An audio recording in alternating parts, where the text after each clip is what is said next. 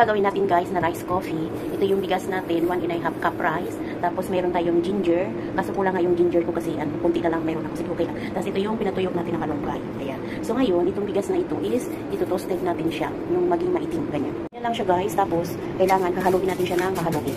Para maging, brown. Para maging sunog yan, ganyan. Guys, tara gawa tayo ng rice coffee. Try ko lang muna ng 1 cup rice kapag maganda yung kinalabasan. So, next time, nagawa na tayo ng marami.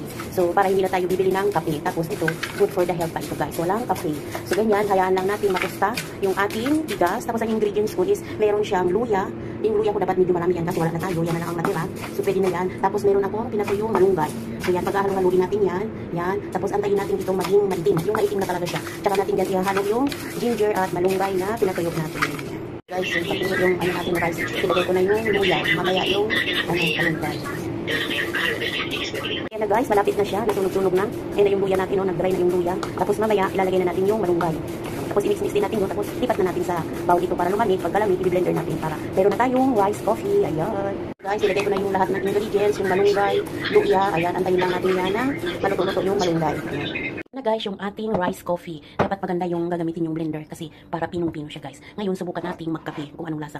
Hindi ko siya masyadong pinag-color black yung rice, kaya ganyan yung itsura niya. So, first try ko to, kung alin ang mas maganda. Kung yung maitim na maitim yung pagka-toasted ng rice o yung medium lang. So, try natin guys. Kuha lang tayo ng mga ganyan. Magkakapit tayo. Tingnan natin kung ano magiging itsura. So, ayan guys, ang ating kape. Excited ako. Excited ako kung ano yung lasa niya na may malunggay, tsaka, ginger. Naamoy ko yung ginger at tsaka malunggay. Ayan siya guys, may kape na tayo. Oh, good for the health pa yung ating kape at walang halong chemicals. I think para maging dark talaga siyang kape, kailangan talagang sa susunod na gawa ko is, ito toasted ko yung talagang itim na itim yung bigas. So, ganyan. Tikman nga natin. Ayan, ang sarap. Ang sarap ng kape. Para ka lang nasa probinsya. Yan, kasi ako hindi ako na mag-asukal, ganyan na lang siya guys. Para lang akong nasa probinsya. Ayan, may kape na tayo. Guys, yung ginawa nating mahablangga, meron tayo dito. At saka yung ginawa nating homemade na rice coffee. O, diba? Ang sarap talaga niya. Satisfied talaga ako sa rice coffee ko guys. Ang sarap. Tamang-tama ito, walang asukal. Tapos ito medyo matamis. So, let's eat. Ayan na siya. Ang ating mahablangga na may cheese. Ayan siya guys. And then, yung ating kape na, diba? May malunggay siya. At saka, ginger. Ay, grabe. Try nyo to guys. Hindi na tayo bibili ng kape. Ganito na lang ang ating iinumin na kape. Tsaka may partner tayong matamis. So, eksakto na yan. Ayan, kain na tayo.